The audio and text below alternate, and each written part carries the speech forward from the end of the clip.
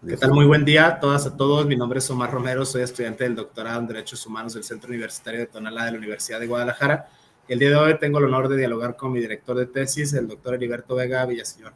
Heriberto, buena tarde, ¿cómo estás? Hola, ¿qué tal? Buenas tardes. Gracias por la invitación a participar. Con gusto.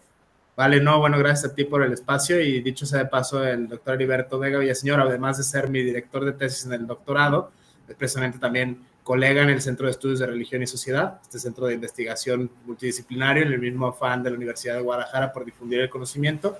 Y el tema que nos convoca hoy en este diálogo es precisamente el área de expertise de mi director de tesis, del doctor Heriberto Vega, que es Derechos Humanos y Migración. Desde este punto de vista, Heriberto, es un tema muy del presente, es un tema pues muy en boga, que se puede analizar desde luego desde distintos flancos, multidisciplinario, transdisciplinario, totalmente interseccionado. Como pregunta inicial, ¿desde qué punto abordas, digamos, este fenómeno de la migración en México, sobre todo la relación que tiene con derechos humanos? Sí, bueno, el tema de los migrantes, voy a concentrar ahora en el caso de México y en particular en el caso de la migración, de la ley de migración, ¿no? En el caso particular de México. Bueno, hay que tener en cuenta, en primer lugar, que la Constitución mexicana, después de las reformas, últimas reformas que ha tenido, está en la lógica de los derechos humanos, de tal manera que si antes se hablaba de garantías, ahora se habla de derechos, ¿no? En la Constitución mexicana. Y eso nos coloca en una situación distinta. Y el primer artículo de la Constitución habla de que todas las personas que están en territorio mexicano gozarán de todos los derechos, ¿no? Que están, digamos, seleccionados, expresados en la Constitución. De tal manera que las personas migrantes, que estoy pensando particularmente en personas migrantes en tránsito, en situación irregular, que pasan por México, pues gozan también de todos los derechos que les están consagrados en la Constitución. Pero en lo particular, existe una ley de migración que no la teníamos, ¿no? Nosotros hasta que se hace esta ley, que fue en 2011, la atención o todo lo que el rubro que tenía que ver con las personas migrantes estaba en lo que se llamaba la ley de población. Y hubo todo un trabajo, y creo que es fruto, ¿no? Justo de defensores de derechos humanos, el que se elaborara esta ley de migración. A la par de la migración de tránsito por México, como hay migración de tránsito por Europa, como hay migración de tránsito, digamos, de África hacia Europa, de Asia hacia Europa, particularmente estos polos que son polos de atracción, eh, en el caso de México, nosotros hemos desarrollado, digo nosotros porque yo soy activista también en esa parte, albergues, ¿no? De atención a las personas migrantes. De ahí que cuando yo trabajé en la tesis del doctorado, me di cuenta que no se podía hablar en el caso de México solamente las personas migrantes, bueno, sí se podía hacer, ¿no? Pero en realidad había una pinza que cerraba ese proceso, que era todas las personas que empezaron a dar atención a las personas migrantes, ¿no? Obviamente yo tenía una hipótesis suponiendo que al haber considerado a la migración de tránsito como una crisis humanitaria, entonces vino una respuesta, ¿no? De la sociedad civil. Entonces, hipótesis que no se sostuvo porque en realidad quienes empezaron a dar ayuda a las personas migrantes fueron particularmente mujeres y mujeres de iglesia, ¿no? Mujeres de parroquias que tenían, pues, atención asistencial, diríamos ahora, o en la lógica de las obras de misericordia, según la nomenclatura, ¿no? Digamos, católica particularmente. Y entonces eso de que dar de comer al que tiene hambre, dar de beber al sediento, vestir al desnudo, visitar al enfermo, atender al que está en la cárcel. Entonces, bajo esa lógica, muchas de las mujeres de iglesia, particularmente, obviamente apoyadas pues por los párrocos o a veces pues simplemente con el permiso, si quieres, empezaron a dar atención a esas personas que llegaban a los templos a pedir ayuda. Y entonces en esa ayuda, pues eso, veían a alguien que tenía hambre, le daban de comer, veían a alguien que no tenía ropa, le daban ropa, veían a alguien con sed, le daban el agua, o lo veían cansado, pues le permitían, enfermo, pues le permitían que se restableciera. De ahí fueron naciendo las casas y albergues para migrantes, por eso es una pinza que va de la mano. Ahora, la ley de migración que estaba contenida, bueno, no la ley de migración, sino los asuntos migratorios que estaban en la ley de población, no consideraban eh, la atención humanitaria. O sea, una persona que daba de comer a una persona migrante, o peor aún, que la recibiera en su casa, podría ser tachada y acusada incluso de pollero, ¿no? De traficante de personas, ¿verdad? Que fue el caso, por ejemplo, de una señora en Querétaro, doña Conchis, que daba de comer a las personas migrantes, que lo recibía, y la acusaron de pollera. Bajo esa ley de población, entonces la señora Conchis estuvo en la cárcel. Fue un caso que al ganarse, pues sentó jurisprudencia y llevó en alguna medida también a esta eh, a, eh, publicación de la ley de migración, 2011, ¿no? Es cuando aparece. Y esta ley de migración, entonces, considera de entrada en las disposiciones preliminares, que normalmente tiene toda ley, habla tal cual de un respeto irrestricto a los derechos humanos de los migrantes nacionales y extranjeros, sea cual fuera su origen, nacionalidad, género, etnia, edad y situación migratoria, con especial atención a grupos vulnerables como menores de edad, mujeres, indígenas, adolescentes y personas de la tercera edad, así como a víctimas de delito. De tal manera que la situación migratoria irregular, que incluso esto es un cambio en la nomenclatura, porque los Estados Unidos hablan de ilegales, pero en el caso de México eso no aplica. Nadie es ilegal, ¿no? En general, salvo los Estados Unidos, ¿eh? Pero en el caso de México particularmente, es una situación migratoria irregular. Y esa situación migratoria irregular no es un delito. Es un poco como dice la ley, ¿no? En ningún caso una situación migratoria irregular preconfigurará por sí misma la comisión de un delito, ni se prejuzgará la comisión de ilícitos por parte de un migrante por el hecho de encontrarse en condición no documentada. Entonces, esos ya son principios muy básicos, obviamente, de la ley, ¿no? Y cómo está ya en esta otra lógica. Entonces, el Estado mexicano, en ese sentido, pues reconoce los derechos de las personas migrantes.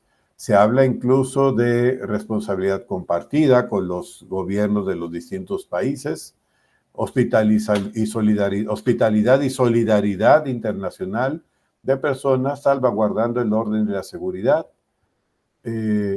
Luego la otra parte interesante es que reconoce los derechos adquiridos de las personas migrantes en tanto que los extranjeros con arraigo o vínculos familiares, laborales o de negocios en México han generado una serie de derechos y compromisos a partir de su convivencia cotidiana en el país. O sea, todo eso está en la ley de migración. En realidad, casi parte del trabajo que hemos hecho desde la sociedad civil es dar estas clases casi, ¿verdad?, de la ley de migración a varias de las autoridades que a veces las desconocen, ¿no? Es parte como del trabajo fuerte. Obviamente se reconoce, entre otras cosas, el interés superior de la niña, niño, adolescente y la perspectiva de género. Y también se considera muy interesante, porque eso no estaba antes, a los defensores de derechos humanos, ¿no? Y en la ley así aparece. ¿Quién es un defensor de derechos humanos? Toda persona u organización de la sociedad civil que individual o colectivamente promueva o procure la protección o realización de los derechos humanos, libertades fundamentales y garantías individuales en los planos nacional o internacional. Cosa que, como decía, no estaba protegida, ¿no?, en el caso de la ley anterior. Esto nos pone en una situación distinta, ¿no? De hecho, por ejemplo, esta atención particular a los niños, niñas y adolescentes, ese interior superior de la niñez, pues adquiere un rango muy importante. Incluso define quiénes son. Se menciona como son niños, niñas, los menores de 12 años. Y adolescentes, las personas entre los 12 años y los 18 años de edad. O sea, toda esta precisión es importantísima, porque entonces sobre eso cuando está en la ley puede haber un respaldo y puede haber una sanción también cuando esto no se cumple. También se habla de niños, niñas, adolescentes acompañados o no acompañados.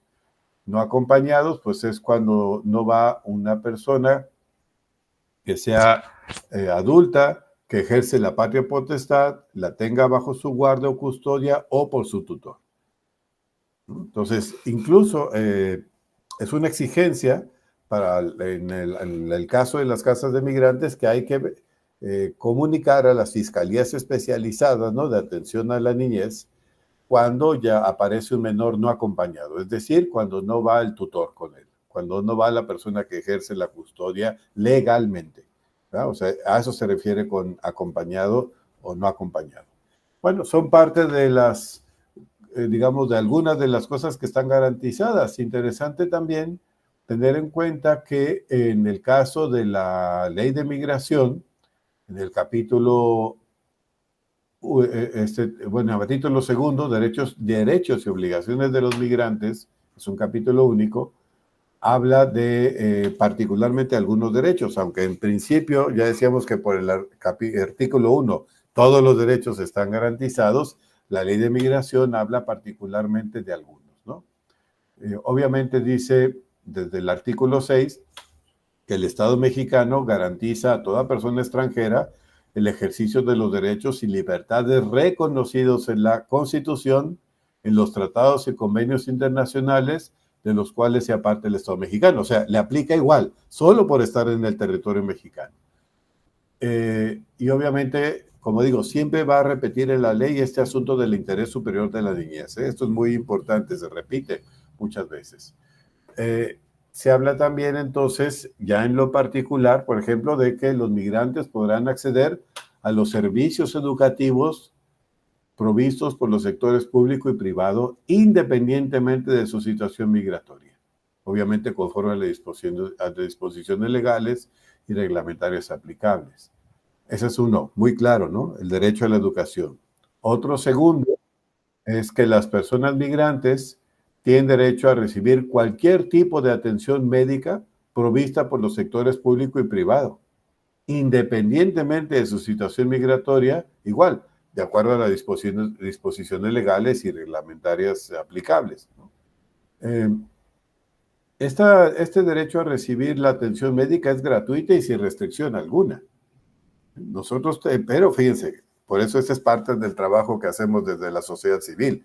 Nos tocó el caso de una doctora en un hospital público que al momento de recibir a las personas migrantes, ella se tomó la atribución de hablar a los agentes de migración, cosa que no tiene por qué hacerla. Ella no es un agente de migración, ella no es una autoridad y de hecho está obligada a cumplir con ese derecho que está consagrado en la ley de la atención médica a las personas migrantes. Claro, llegaron los agentes de migración y se llevaron a esta persona a la estación migratoria. Casi al estilo de Estados Unidos, ¿verdad? Las quejas que nosotros tenemos de las redadas y de las denuncias de Estados Unidos y chantajes de los empleadores, pues ahora lo tuvimos en el caso de una médico.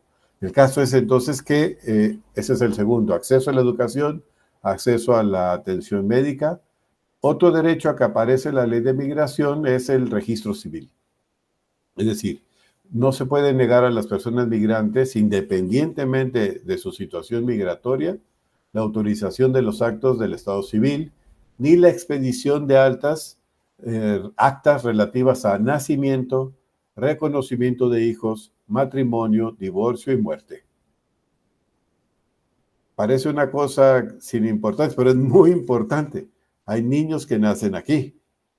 Y nosotros hemos tenido que incluso intervenir en varias ocasiones porque algunos de los funcionarios del registro civil no quieren proceder, aplicando según sus costumbres, según sus creencias, que porque son personas migrantes en situación irregular no pueden registrar a sus hijos, cuando la ley dice exactamente lo contrario. Bueno, ahí tenemos el tercero. Otro de los derechos que aparece en la ley de migración es obviamente el tener acceso a la procuración de la justicia, impartición de la justicia. Ese es el más delicado, ¿eh? Porque incluso cuando ha habido documentales, ¿no?, que se han hecho sobre el paso de las personas migrantes por México, se han entrevistado a ministerios públicos y los ministerios públicos hasta casi con ironía dicen, bueno, pues las personas migrantes no quieren presentar denuncias porque luego los pueden deportar. Pues no debería ser así, porque la ley no dice que hagas una denuncia y luego te van a deportar, sino dice justo que independientemente de su situación migratoria, los migrantes tendrán derecho a la procuración e impartición de justicia, respetando en todo momento el derecho al debido proceso, ¿Mm? Así como a presentar quejas en materia de derechos humanos, obviamente de acuerdo a las disposiciones de la Constitución. Pues no dice, cuando pongas una denuncia te van a deportar, ¿verdad? Pero bueno, es parte de la ironía del país y más que del país de funcionarios, ¿verdad? Muchas veces con lo que nosotros nos enfrentamos son con prácticas de autoridades que o bien desconociendo la ley o bien haciendo caso omiso proceden de manera arbitraria. Para ese caso también obviamente lo de los niños, niñas, adolescentes es particularmente importante. Otra de esos son como los 4 que más se mencionan, ¿no? Con claridad: el acceso a la educación, el acceso a la atención médica, los registros civil y personalidad jurídica, ¿no? Y la impartición, procuración e impartición de justicia. Es curioso porque esos 4 sí tienen que ver mucho con las personas migrantes, entonces son los que aparecen ahí, aunque obviamente se considera todos los demás. Otro de los derechos que puede tener una persona migrante, pues la protección internacional.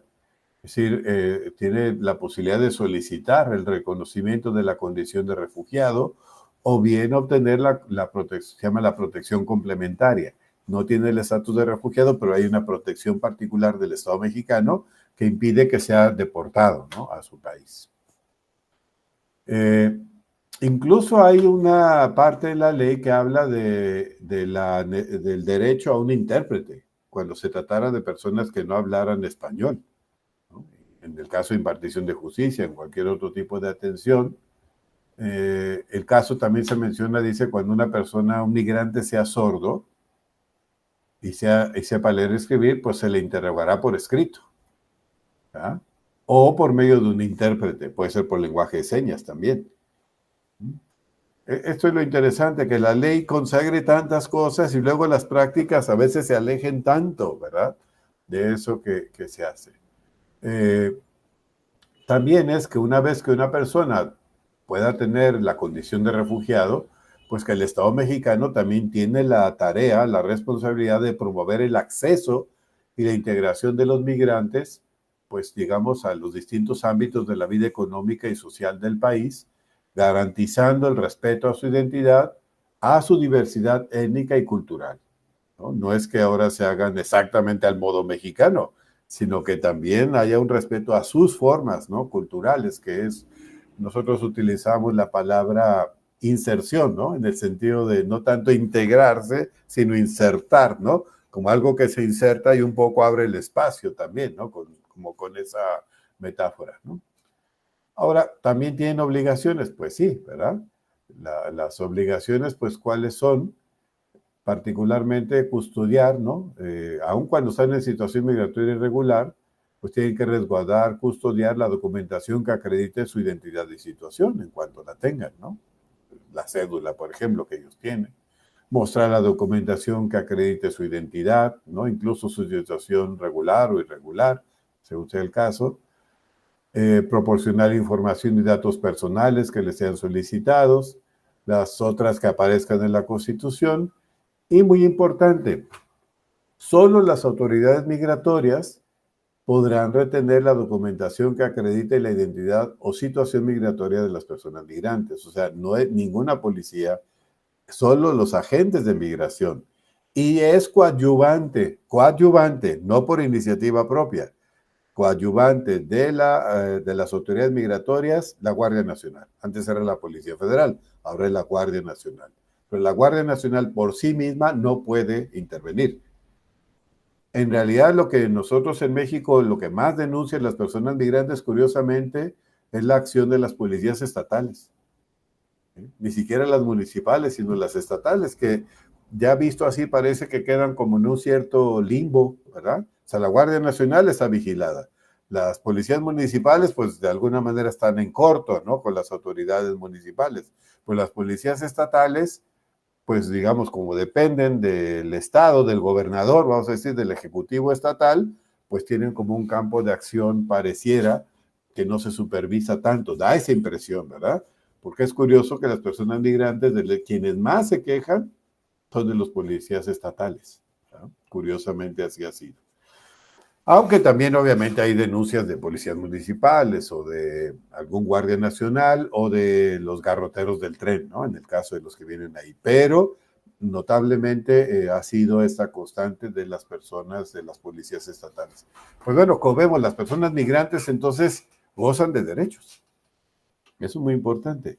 Y en parte el trabajo, como decía, de la sociedad civil ha ido siendo el poder fortalecer, el que esto se cumpla, ¿no? Primero, pues que se cumpla, y luego fortalecer. Ha habido casos, en el caso en esta unión que hemos hecho, por ejemplo, el refugio, donde yo estoy, el refugio Casa del Migrante, FM4, donde particularmente Quique, que el director de FM4, ha dado cursos en los municipios, ¿no?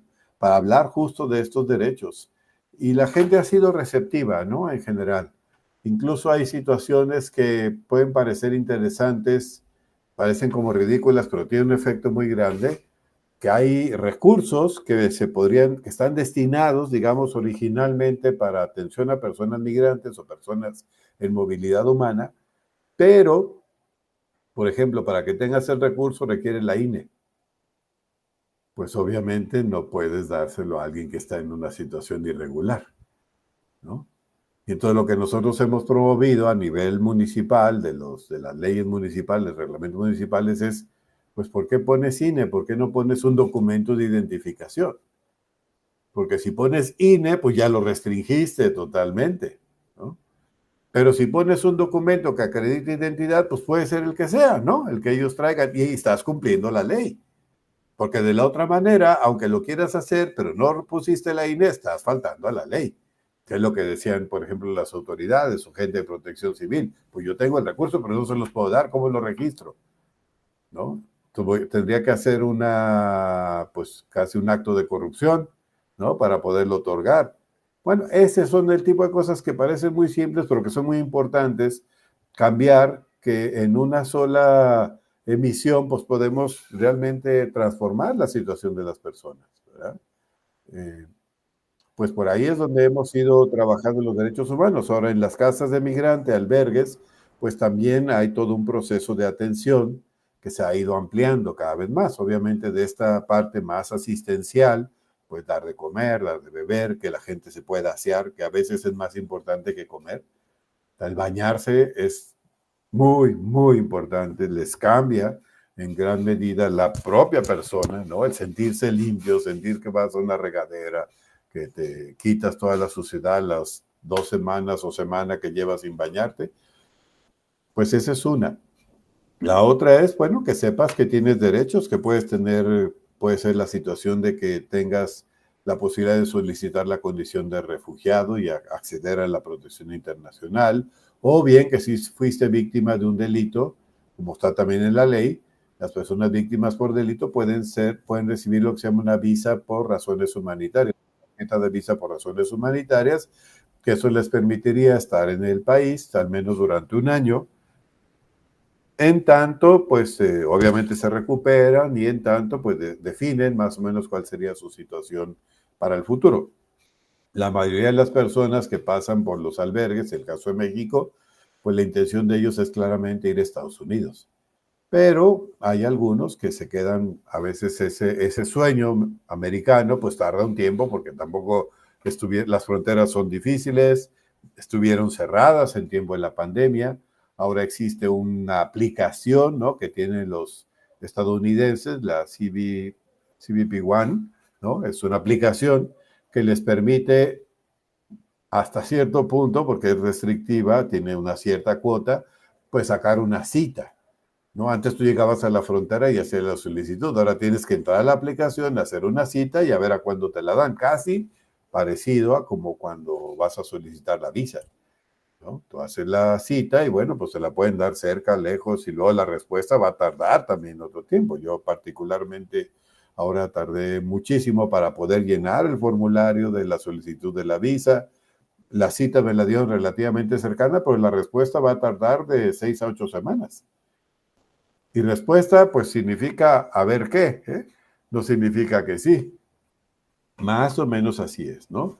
Las personas migrantes, muchas de ellas, todas las mañanas, que están solicitando, pues, entrar a Estados Unidos en la condición de refugiado, pues casi todas las mañanas están con los celulares tratando de entrar a la aplicación, pero pues son unas cuantas las que realmente lo pueden hacer. Pues son esas formas, ¿no? De tal manera que las personas, aunque tengan el deseo de ir a Estados Unidos, no pueden pasar. Entonces eso hace que permanezcan más tiempo en México. Y bueno, frente a eso, hay iniciativas, particularmente de varios lugares de sociedad civil, para apoyar a las personas en estos procesos que decíamos de inserción, ¿no? Inserción a veces permanente o inserción en tanto es posible avanzar hacia la frontera. En el caso de las personas migrantes, pues digamos en estas casas, normalmente reciben apoyo de equipos, ¿no? Que están ahí, por eso en la definición de defensor de derechos humanos, no solo es individuo, o sea, puede ser la organización, ¿no? La que hace esta defensa de derechos humanos, aunque tenga un director o tenga un abogado, pero es toda la organización. Entonces ahí la defensa de derechos humanos empieza desde recibir, dar de comer, que se puedan bañar, que tengan un lugar seguro para dormir, una cama limpia o un lugar tranquilo también, ¿no? Que en la casa hay unas ciertas reglas que aseguren una armonía básica, ¿no? De estancia ahí. Y obviamente también la atención médica en tanto se pueda dar y se requiera, la atención psicológica, la asesoría jurídica, ¿no? Que eso es lo que se hace, y en un momento dado también denuncias frente a abusos que se han dado, o sea, acompañamiento, asesoría para todo el asunto de las denuncias. Este trabajo de los albergues, pues a veces incomoda a las autoridades y a veces incomoda también a ciertos sectores de la población que se dedican a veces a actividades ilícitas, como puede ser el tráfico de personas o la trata de personas. Por eso es que también se procura no solo la defensa de los derechos humanos, en el caso de la sociedad civil, sino la defensa de los defensores, ¿no? Y hay como toda una lógica interesante de cómo protegerse, ¿no? Y cuando haya alguna agresión, pues hacer red, ¿no? Hacer unión para poder tener una fuerza mayor, volverse un interlocutor de mayor nivel, de tal forma que esto implique un costo político incluso, ¿no? Que el daño a una persona que hace defensa de derechos humanos no se considere como algo que se puede hacer impunemente, sino que va a tener una respuesta organizada también de parte de la sociedad civil. Pues, vale, sí, sí desde ese punto de vista, esta como premisa inicial muy buena, hace pensar tres flancos interesantísimos a la luz de la reflexión transdisciplinaria e interseccionada. El primero de ellos, bueno, tiene que ver con el aspecto eminentemente legal, la Constitución, tratados internacionales, leyes específicas, comentadas, por ejemplo, no sé, pienso en el principio pro persona, en el artículo primero y el artículo 11 de la Constitución, el tema de la libertad de tránsito, el tema de la asistencia a migrantes, en este sentido, personas en tránsito de migración. Y bueno, a nivel convencional, la Convención Americana, sobre todo las que tienen que ver con prevención de la tortura y trata de personas. Esto es algo, creo que ya son como las grandes ligas de los derechos humanos, justo con buscar personas desaparecidas, porque topas directamente con realidades extrajurídicas, tales como el crimen organizado o como sectores de la población civil que tienen, digamos, otras agendas antimigrantes, un poquito coqueteando con la xenofobia, un poquito coqueteando con la discriminación, incluso con el clasismo. Desde este punto de vista es aterrador ver, por ejemplo, unos niños en tránsito de migración solos, este fenómeno espeluznante, personas adultos mayores, o sea, incluso hay quien ha dedicado últimamente sus estudios a personas de la comunidad LGBT que están en tránsito precisamente de migración, o sea, en este sentido son como grupos vulnerables, más vulnerables, las mujeres, en ese sentido grupos prioritarios, por así decirlo, que están en agenda no solo de la Constitución o tratados internacionales, sino en pronunciamientos de la Suprema Corte y de otras instancias, digamos que no necesariamente son eminentemente jurídicas, pienso, no sé, en Amnistía Internacional, tiene que ver con este coqueteo con las fuentes jurídicas, pero sobre todo con las fuentes extrajurídicas o de carácter sociológico. Eso es, digamos, en el sentido estricto, la primera como reflexión, como la primera, digamos, premisa que se puede extraer de esto que nos acabas de compartir como premisa inicial. En ese sentido, la segunda tiene que ver precisamente con la introducción de elementos, digamos, extrajurídicos. la cuestión de la capacidad, la cuestión de la indumentaria, la capacidad de, digamos, la infraestructura necesaria para. O sea, esto escapa muchas veces del gobierno. La infraestructura gubernamental se ve sobrepasada y es donde entra, digamos, esta parte, me llama mucho la atención, lo mencionas, esta vulnerabilidad que tienen, sobre todo en el tema de derecho civil, derecho procesal, en materia penal o en materia civil, las dos. O sea, bien, a veces pensamos que, bueno, está perfecto en la Constitución, en tratados internacionales, en leyes específicas, es flamante, es poético, incluso es bellísimo el lenguaje. Sin embargo, la realidad, bien por carácter social o incluso por particulares, operadores jurídicos en concreto, gente que lleva las riendas de las instituciones, se opone por cuestiones personales. Incluso lo mencionaba, ¿no? Por omisión, por acción, o porque simplemente no quieren hacerlo, ya está. En ese aspecto es no solo lo jurídico, sino lo sociológico y lo antropológico están en una misma línea de reflexión. Esto es algo interesante y finalmente, pero no menos importante, que va de la mano con las dos anteriores, claro está, tiene que ver con los agentes sociales que se hacen cargo de dichos fenómenos. En este caso, muchas iglesias forman parte frente a lo que se tiende a priori a pensar, bueno, la iglesia es antiderechos, la iglesia tiene un discurso de derecha, regresista en ese aspecto, atentando contra el principio en el primero constitucional acerca de la progresividad de los derechos. Hay quienes ven esto como una especie de potencial retroceso, sobre todo en materia de derechos sexuales y reproductivos de poblaciones específicas. En ese sentido, esto podrá verse como una especie de intersección más interesante. Muchas veces, muchos sectores de las iglesias, en concreto la Iglesia Católica, se dedican precisamente a defender derechos. O sea, casas de migrantes, grupos de atención que vienen no del gobierno, que vienen no por mecanismos internacionales, no por asociaciones civiles, sino por gente que está en las parroquias. Mencionaba los casos paradigmáticos de estas personas han abonado desde sus trincheras a un poquito lo que es el activismo, este activismo que escapa naturalmente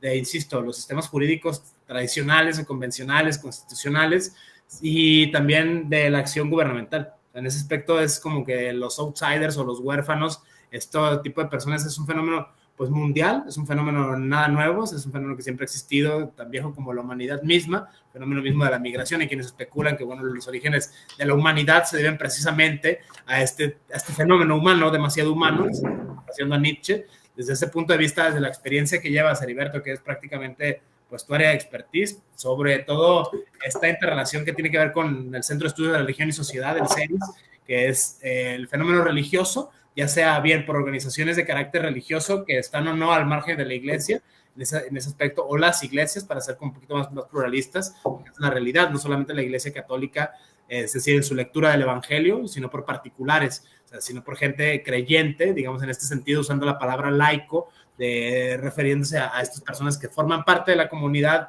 digamos, ecuménica de las iglesias, pero que no necesariamente tienen una ordenación. El sentido laico tal cual utiliza la palabra la Iglesia Católica para referirse a aquellas personas no necesariamente ordenadas como sacerdotes, pero que sin embargo de una manera u otra participan en la acción de Dios, ¿no? En esta frase de los jesuitas, ad maiorem Dei gloriam, ¿no? En este sentido la consigna de San Ignacio de Loyola y otras instituciones, que no necesariamente son los jesuitas los únicos, sino otras congregaciones incluso particulares, que es lo que llama mucho poderosamente mi atención, desde este marco, bueno, camino ya trazado en esto de la migración, como activista, como parte de la academia, desde este punto de vista, el tema de los albergues, Heriberto, sobre todo los puntos 2 y 3, la cuestión extrajurídica, ya más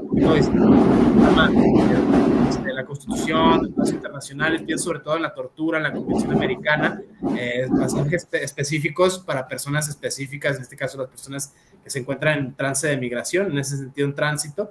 Es interesante ahora las facetas 2 y 3, que tienen que ver con la acción, digamos, civilizadora o ecuménica de la Iglesia Católica o las iglesias en general, pueden ser evangélicas, protestantes o incluso otras nomenclaturas no necesariamente católicas o cristianas en sentido estricto, puede ser, qué sé yo, comunidades de otro tipo de creencias, no necesariamente teístas o no necesariamente monoteístas, que vaya, surge como un atentado, un llamado, digamos, a la empatía, la condición humana actuando por los mismos humanos, ¿no? En este caso, si bien con una cierta lectura me recordó mucho, no sé, a la teología de la liberación, desde ese punto de vista, que pareciera a priori una suerte de oxímoron, ¿no? Como que los padres marxistas, como que el marxismo que es de izquierda con la iglesia, esta lectura, pues bueno, que ya tiene un rato, ya tiene el siglo pasado el boom, En ese sentido es muy interesante, Heriberto, desde tu área de expertise, que es precisamente el activismo, no solo académico, sino prácticamente en campo, in situ, que es muchas de las críticas que muchas personas suelen por lo regular hacer.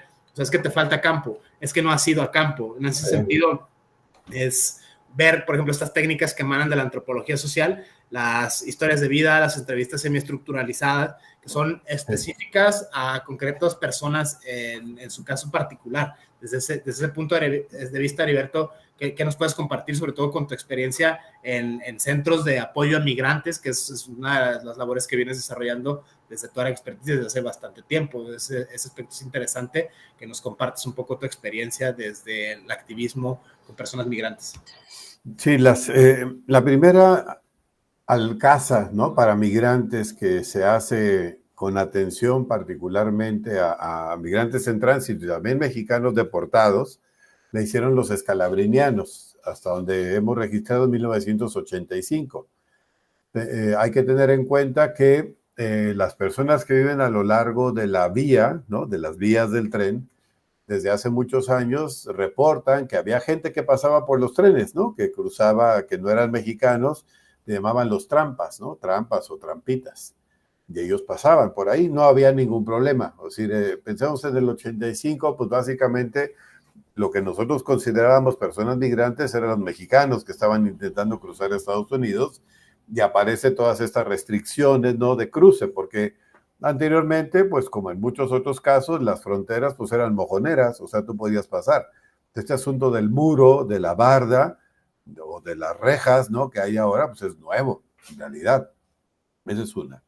La otra es que tengamos en cuenta que en el caso de la migración de tránsito por México, y pensando particularmente esta migración centroamericana que va a Estados Unidos, pues si la miramos hace 200 años, o sea, 1824, pues todo eso era territorio mexicano. O sea, era una migración interna.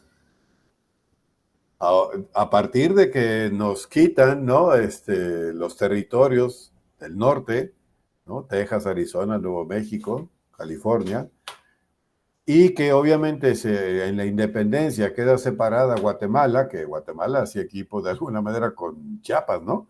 Chiapas queda del lado mexicano, Guatemala queda separada, pero en principio todo eso era un conjunto, era la Nueva España, ¿no? Entonces era una migración interna, que de hecho en los anales de la colonia, pues nosotros tenemos viajes, ¿no?, que hacían los frailes justo en esos recorridos hacia el norte o hacia el sur, pues esa migración interna.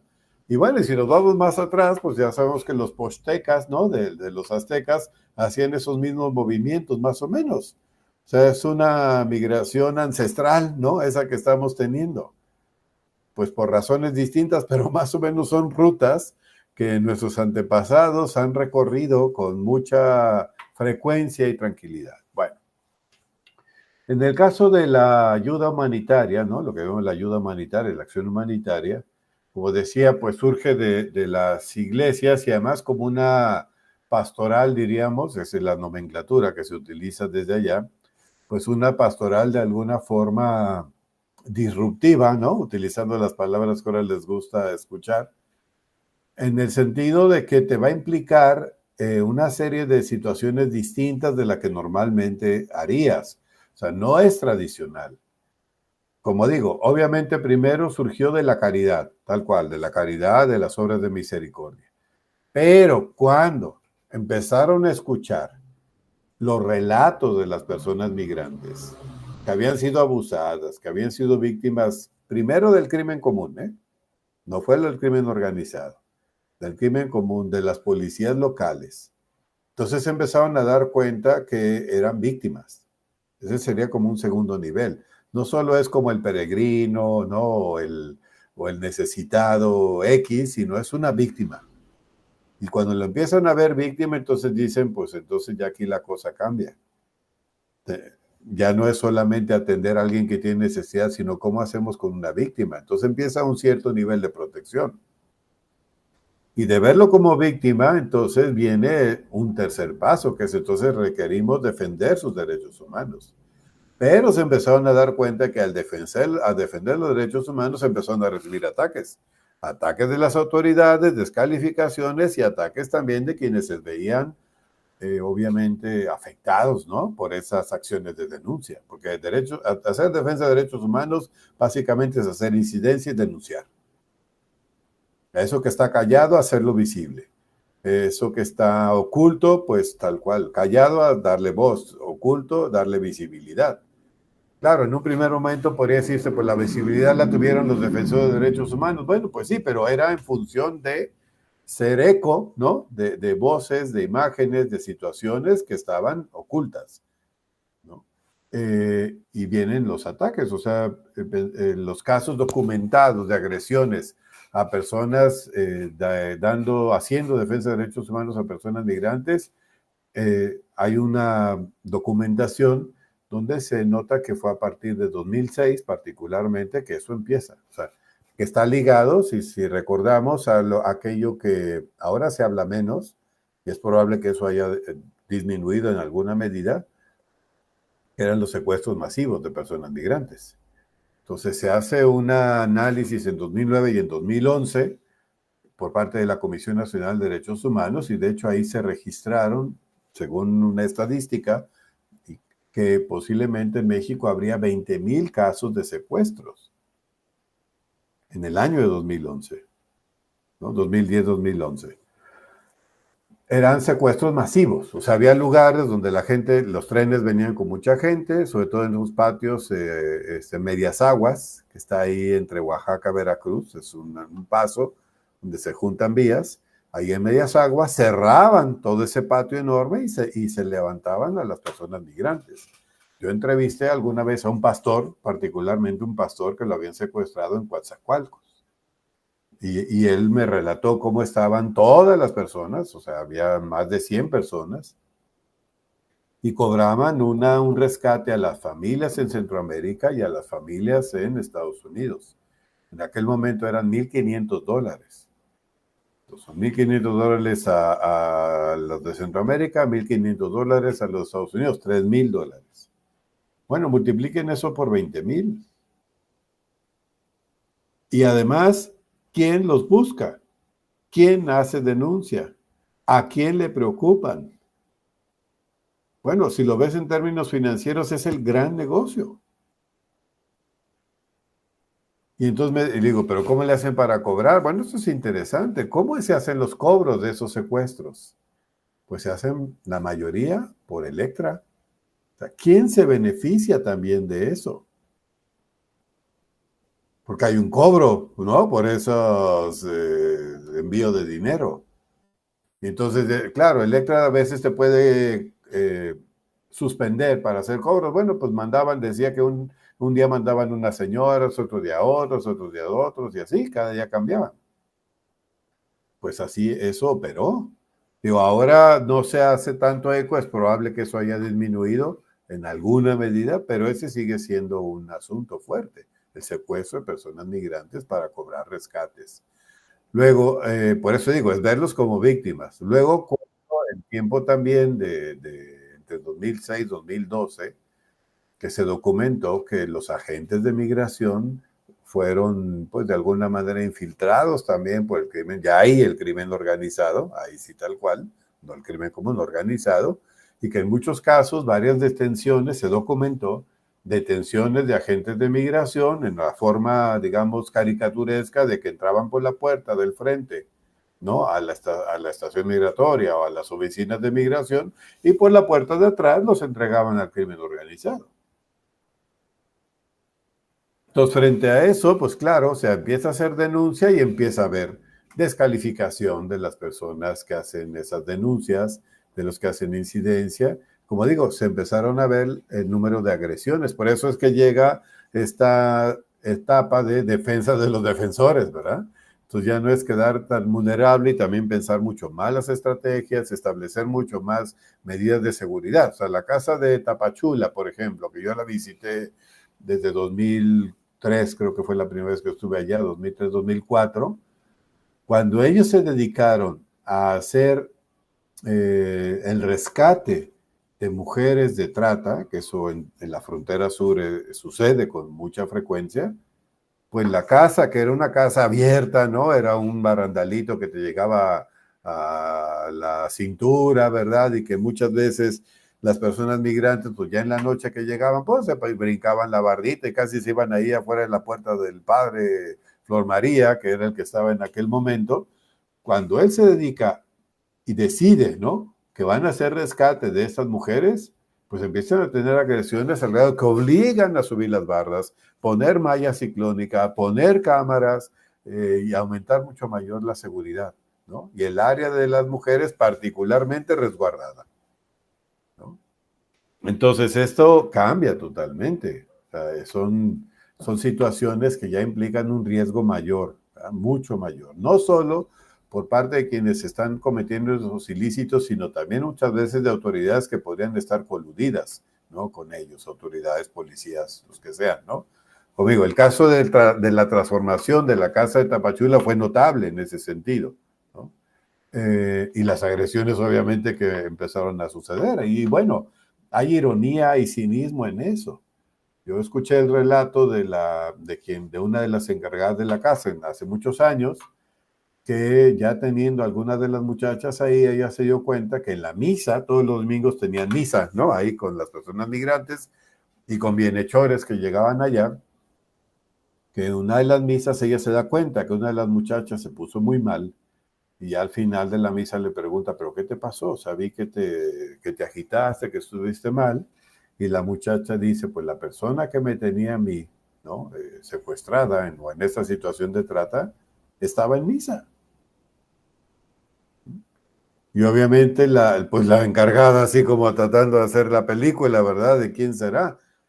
Bueno, pues así es. O sea, puede ser gente que aparece, digamos, como respetable, pero está metida. Esos son delincuentes de cuello blanco, que no aparecerán en forma, pues, digamos, estereotipada, ¿no? Sino van a misa, rezan el rosario, les dicen, son dones, ¿verdad? Don fulano, don otro, o doña, y sin embargo están metidos en eso. Y pueden ser hasta bienhechores, ¿verdad?, de la casa del migrante, que no es raro. Entonces, por eso se vuelve como un trabajo muchísimo más fino. O sea, no solo es cuidar a las personas migrantes, sino cuidar al defensor y hacer estrategias mucho más precisas, al grado que, por ejemplo, nosotros ahora aquí en Guadalajara, en la área metropolitana, Jalisco, bueno, área metropolitana particularmente, hemos configurado una red, ¿no?, de las organizaciones que se llama la Alianza por la Movilidad Humana en Jalisco, justo con ese asunto de volvernos un interlocutor que en un momento dado se articula para tener mucha mayor fuerza. Y ahí hay representación de distintas organizaciones que tenemos que ver con la protección, con la atención a las personas en movilidad humana desde distintos ámbitos, pero que podemos constituirnos en uno, ¿no?, finalmente, frente a situaciones graves, ¿no?, o para poder intervenir o para poder sugerir alguna agenda o un trabajo, ¿no?, con las autoridades. Desde este punto de vista, Heriberto, para un poquito ir cerrando la charla, o sea, un poquito ahora dándole prioridad, digamos, a este asunto, es completamente poética la conclusión, es bastante rico este tema, o sea, es de las cosas que dan miedo sin ser de terror necesariamente, el tema de autoridades coludidas con el crimen organizado, autoridades municipales, estatales, incluso especulando, quizá no, autoridades federales. Desde este punto de vista de como que las microescalas, desde gente que se dedica a esto, es un tema pues completamente terrible, que incluso convoca a ciertos sectores de la población, no solo a las autoridades, a organizarse, como bien lo mencionas, desde este punto de vista, para defender a los que defienden, que se ha vuelto, digamos, en México, lamentablemente, una constante, el defender al defensor, porque no solo recae en los particulares que son directamente víctimas de los delitos o de los atropellos a derechos humanos o derechos fundamentales, sino prácticamente a quienes defienden. Pienso en dos actividades de riesgo en México, el periodismo y el activismo. Estas dos son, digamos, la agenda prioritaria a grupos vulnerables. Más vulnerable todavía se vuelve aquellas personas o colectivos, instituciones, etcétera, que se dedican a defender a los ofendidos. Desde este punto de vista, Heriberto, así como una suerte de conclusión aporética, insisto, esto da para, pues, no sé, más volúmenes, más diálogos de este carácter, pero bueno, desde este enfoque es peligrosísimo. Yo lo veo como las grandes ligas de los derechos humanos, de la defensa de derechos humanos en nuestro país. Periodismo, buscar a los desaparecidos y este tema de la migración, porque son, digamos, entrar de frente, entrar de cara contra intereses económicos, corporativos. Hay mucho dinero, pues, de por medio, o sea, el crimen organizado o el crimen común. Prácticamente hay mucho tema de extorsión, mucho tema de secuestro, mucho tema de trata de personas, de servicio sexual, de roba de órganos. O sea, son temas realmente terribles. Desde este punto de vista son realidades que lamentablemente existen y pasan mucho, muy seguido, más de que quizás lo que nos imaginemos. El famoso tema de la cifra negra, ¿no? En ese sentido, están esos datos y son los que hay, pero puede que sean más. O sea, esos son los que quizá llegan a denunciarse, de los que se llega a saber. O sea, hay otra, digamos, el lado oscuro de la luna, desde este punto de vista de las cifras de Heriberto. O sea, esta es como una breve conclusión para, digamos, cerrar el diálogo. O sea, como aporético, insisto, porque estos temas pues dan para mucho material, vaya. Claro, sí, digamos que el reto es seguir atendiendo la migración. Es decir, en México, cuando llegó esta administración, que está por terminar, previo a la llegada, firmaron lo que se llamó el Pacto de Marrakech. El Pacto de Marrakech hablaba de una migración regular, segura, ordenada, ¿no? De alguna manera, al inicio de la administración, lo intentaron, casi lo lograron, ¿no? Cuando empezaron a dar estas tarjetas de visitante por razones humanitarias, ¿no? De tal manera que prácticamente la gente pudo tener, y muchos lo han tenido, un paso libre, ¿no? Por México. Claro, después vino la reacción en el caso de Trump. Ya ves que se llenaron las fronteras de personas migrantes que estaban pasando a Estados Unidos, y entonces vino la amenaza de los aranceles, ¿no? A las mercancías que iban y venían, ya con esta producción que tenemos internacional, particularmente en la frontera con Estados Unidos, pues las mercancías van y vienen de un lado al otro, y era cobrar los aranceles. Obviamente también era dispararse en el pie por parte de los Estados Unidos, pero la moneda de cambio fue las personas migrantes. Acuérdense que para ese momento habíamos perdido la fortaleza energética, que ahora parece que de alguna manera la estamos recuperando. Antes nuestra moneda de cambio era el petróleo, pero como había venido la reforma de Peña Nieto sobre la reforma energética, y había como una política, hasta donde se puede entender, de quebrar Pemex, pues eso ya no era moneda de cambio. Entonces, curiosamente, se vuelve moneda de cambio de las personas migrantes. O sea, hasta ese nivel llegó, ¿no? Entonces, tú las detienes, no te cobran aranceles, entonces por eso se detiene.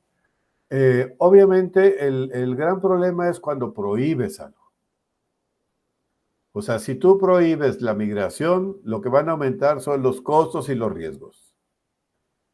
Cuando tú la haces un paso libre, bueno, pues es como, si quieres, el ejemplo no es tan correcto, digamos, pero es como en los robos de las piezas de autos, ¿no? ¿Cuál sería una solución para que ya no se robaran piezas de autos? Pues que alguna marca de autos, y creo que hay una que sí lo hace, dijera, pues si te roban algo de tu auto, nosotros te lo vamos a dar gratis, te lo vamos a reponer sin ningún costo. Y efectivamente, hay una marca que cuando te roban alguna autoparte te la da gratis. Bueno, pues ¿qué sentido tiene robar ahí? Pues no hay ningún sentido. No te lo van a comprar, pues si van a ir a la agencia y se los van a dar nuevo, pues para qué lo quieren. Así es con la migración. Si el paso es libre, si el paso es en la defensa de los derechos humanos, como está la ley de migración, la migración implica también activación de la economía. O sea, el paso de las personas migrantes implica consumo de bienes y de servicios. Entonces podría, como sucedió en algunos lugares, cuando era este paso más libre, pues el que tenía una camionetita los empezó a llevar a la frontera y les cobraba 20 pesos, y con esos 20 pesos que les cobraba, pues ya se compró otra camionetita para que los llevara más fácilmente o más cómodos. A lo mejor les cobraba ya 50 pesos, pero les daba una agüita, lo que sea. O sea, es negocio. O sea, se activa la economía, ¿no? Las personas migrantes, lejos de que digas nos roban, así un poco esa idea, ¿no? Nos roban nuestros empleos. Pues sí, ¿qué empleo? Pues no, activan la economía, ¿no? Van a rentar un cuarto, van a comprar comida, van a comprar lo que sea, van a pagar el transporte. Bueno, pues eso es también economía. Pero cuando eso lo restringes, ¿no? Entonces, pues como te digo, vas a cobrar cuotas, van a buscar las rutas menos transitadas, con mayor riesgo, y entonces ese ocultar hace que sucedan más situaciones. Es un poco lo del crimen común, originalmente. Esas personas vienen escondiéndose, no van a denunciar, pues qué más da que la robe, qué más da que la viole, no me va a denunciar, porque tiene miedo de acudir a las autoridades, ¿no? Es todo este imaginario el que está ahí de frente. Por eso no solo es el trabajo de defensa de los derechos humanos, que obviamente está, y defensa de los defensores, sino el trabajo, digamos, educativo hacia la población mexicana, pero también a las personas migrantes en sí mismas, para que sean ellos defensores de sus derechos cada vez más, ¿no? De tal forma que no sea ser voz de los sin voz, sino que ellos ejerzan su propia voz, ¿no? Es decir, ¿cuál sería el objetivo de las casas de migrantes? Pues desaparecer, o sea, que no sean necesarias. O sea, el objetivo es que no haya necesidad de que exista alguien que haga esa defensa, sino que todo el país sea un lugar seguro, ¿no? Migración regular, segura, ordenada, ¿no? Reconociendo este derecho humano a la migración y que en realidad es lo que nos ha constituido como humanos, ¿no? Si no estaríamos todos en el agua, primero, o sea, todos los seres vivos estaríamos en el agua, o a lo mejor todos los seres humanos estaríamos en África, pero no, o sea, salimos. Entonces, de alguna manera, como dice mi amigo Jefferson, haitiano, todos somos africanos emigrados, ¿no? En alguna generación más atrás. Entonces, de esa manera, pues ese derecho se cumple y entonces también se vuelve una activación, como lo ha sido, activación de la vida humana y de la economía. Yo diría que ese sería como la consigna de fondo. Y ahora en la Iglesia Católica, un poco como yo lo planteaba al origen de mi tesis, pues hacer que esta pastoral de migrantes no sea una pastoral del patio trasero, sino que sea una pastoral visible también, no esta que se tolera, sino una que está revolucionando, ¿no? En gran medida incluso la misma iglesia, considerando que en las casas de migrantes pues hay una serie de lógicas ecuménicas y de acogida, porque pues no todos son católicos, y si se hace una celebración, pues todos participan de la celebración, que si hay alguna violación, pues se le da la atención a la víctima en tanto víctima, no en tanto en las consignas de la pastoral familiar. ¿Me va a entender? Se ofrecen condones, se ofrece protección contra el VIH-Sida, se puede dar atención a las mujeres que en un momento dado pueden haber sido violadas y deciden en un momento dado abortar, pues se les da la atención. Por eso es en tanto su necesidad, ¿no? No se hace una moralización de las personas, sino se les atiende en función de su necesidad. Si se moralizara, pues no se atiende a nadie. ¿Me va a entender? Y eso es lo que se ha aprendido desde las casas de migrantes. Y eso por eso revoluciona en gran forma el trabajo de ahí. O sea, puede ser muy tradicional, pero siempre lo te jalonea, ¿no? O sea, las personas migrantes en ese sentido son los grandes maestros de derechos humanos, porque te hacen ver todo lo que estás dejando de hacer o lo que no se ha hecho, o lo mal que se están haciendo las cosas. En ese sentido, ¿verdad? No es para canonizarlos, no es para idealizarlos, sino que esa necesidad obviamente te muestra, pues ahora sí, como dice en la Biblia, ¿no?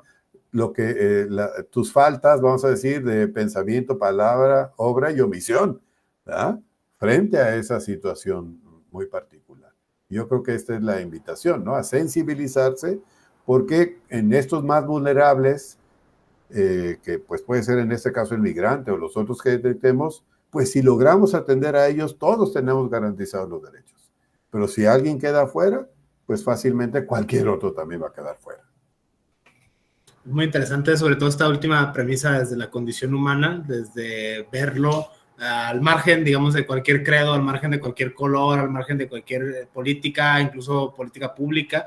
que es un fenómeno global, lo he mencionado, me parece de manera magistral, el tema de que las personas migrantes son los verdaderos maestros de derechos humanos, sobre todo esta faceta que tiende al empoderamiento de los grupos más vulnerables, porque dentro de eso del grupo de vulnerar, o sea, no solo ser víctima de las autoridades, de manera por pesquisas, por capricho, porque sea, sino de manera procedimental. O sea, tú no existes, tú no eres, tú no vales, no tienes documentos, etcétera. Y eso todavía se multiplica más la apuesta, porque, bueno, son grupos ya de por sí en condiciones de desventaja.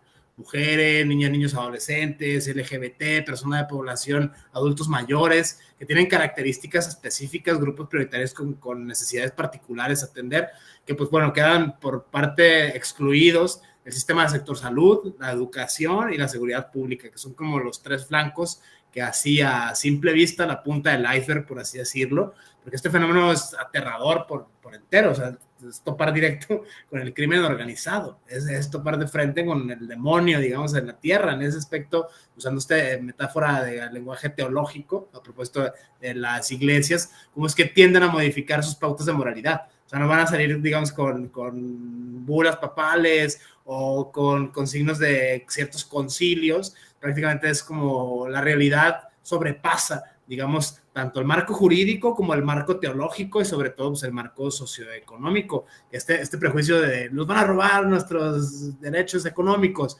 Al contrario, se reactiva la economía, tan se reactiva en un sector formal como en un sector informal, que es lo que da, digamos, a relucir el crimen organizado, lo que generaba, lo que decía de generar empleos, desde la comida más humilde, más modesta, hasta los servicios de salud. O sea, todo tiene un costo, esta intuición del costo de los derechos, ¿no? Es esta versión, pues, muy interesante, desde economía, política y leyes. O sea, que son, digamos, muchas veces elementos en sentido estrictos extrajurídicos, que van más allá de lo convencional, de lo constitucional o de leyes particulares en específico. Desde ese punto de vista, Heriberto, este tema me parece fenomenal, porque, bueno, da mucho que pensar, da muchas áreas, incluso es, pues, bastante revolucionario, si se piensa, es bastante disruptivo, es bastante provocador este tema en específico, sobre todo desde la experiencia del campo. Sin embargo, ahora lo vamos a tener que dejar, no sé, como una especie de, esta historia continuará, ¿no? Una conclusión aporética muy al estilo de los diálogos de Platón, 3 puntos suspensivos de carácter colosal, porque, bueno, este tema es, pues, de los grandes temas de derechos humanos que queda precisamente sin voz, queda invisible, o sea, por el tema de las denuncias, por el tema de las personas. Tú no vales, tú no eres, tú no existes, tú no formas parte del Estado Nacional de Derecho. O sea, en ese aspecto, lo nacional, lo internacional, lo local, lo global, todo está, digamos, es uno de los temas más interseccionales y más aterradores, a la par más bellos, de los derechos humanos en México. La defensa de derechos fundamentales en nuestro país creo que es de carácter magistral, nos has dado una aproximación. En ese sentido, de mi parte no me queda más que agradecerte el espacio, la paciencia y, bueno, sobre todo compartirnos todos estos saberes que has venido acumulando desde tu faceta como activista y como académico, Heriberto. Desde ese punto de vista, no sé si quieres añadir algo más. No, pues nada más la invitación a seguir profundizando en el tema y obviamente con esta idea del continuará, ¿verdad? Con gusto. Vale, sí, con gusto lo agendamos, el segundo Migración y Derechos Humanos, volumen 2, porque ese es un tema, pues, bastante interseccionado, bastante interesante y, pues, muy vigente, es muy del presente este tema, la reflexión contemporánea. Bueno, insisto, no me queda más que agradecerte ahora el espacio y, bueno, al resto de las personas que nos ven, pues agradecerles también esta posibilidad de poder intercambiar ideas, esta posibilidad de dialogar, construir dialéctica y dialógica, ¿no? En ese punto de vista, no solo el razonamiento proposicional, sino la forma específica de estar en el mundo de acuerdo a las necesidades de cada condición específica humana en particular. Desde ese punto de vista, bueno, gracias, Heriberto, por el espacio y, bueno, estamos en contacto, ahí a la orden. Gracias, hasta luego. Gracias.